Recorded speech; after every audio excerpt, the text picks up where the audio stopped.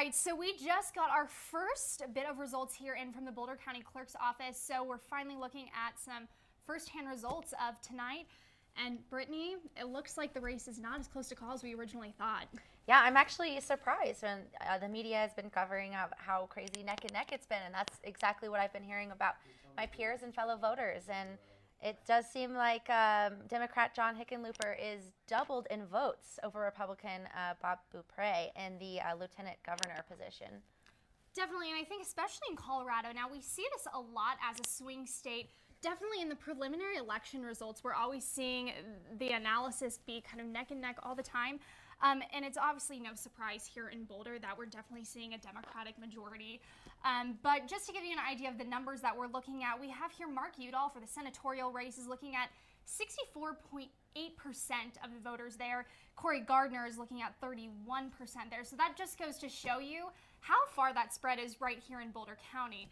Now, we don't know what this is going to look like throughout the rest of the state, but here in Boulder, not too shocking, but definitely a bit of a surprise, given that the fact that we are a swing state. Yes, definitely. And I actually was speaking to somebody the other day about, they said Denver and Boulder are both the ones who kind of take charge of the Colorado vote. And all right, so anyway, you know what I'm really excited about is Amendment 67. I really want to know how this is going to turn out.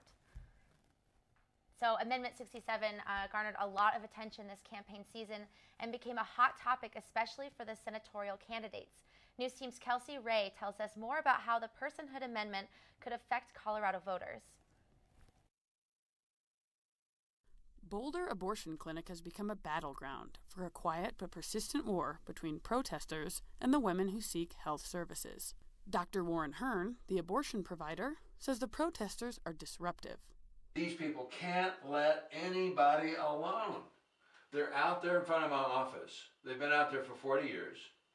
Brenda Lux, coordinator of Boulder's pro-life group 40 Days for Life, stands strong. I feel that a baby inside the womb, a baby outside the womb are not that different.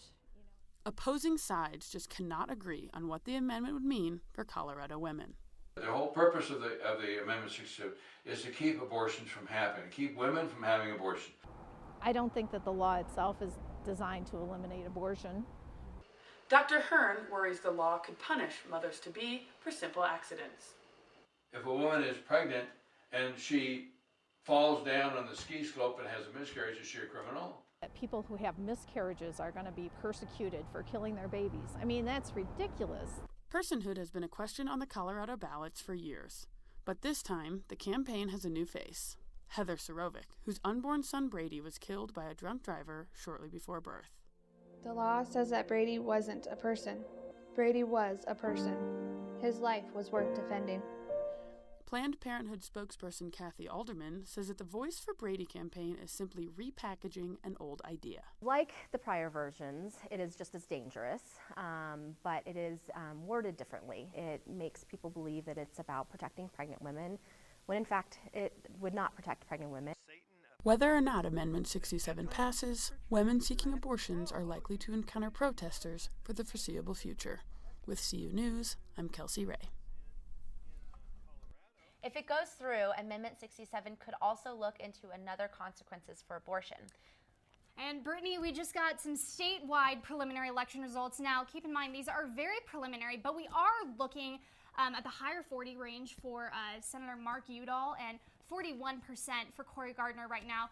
So, again, not a huge surprise. We knew this was a very close race going into it.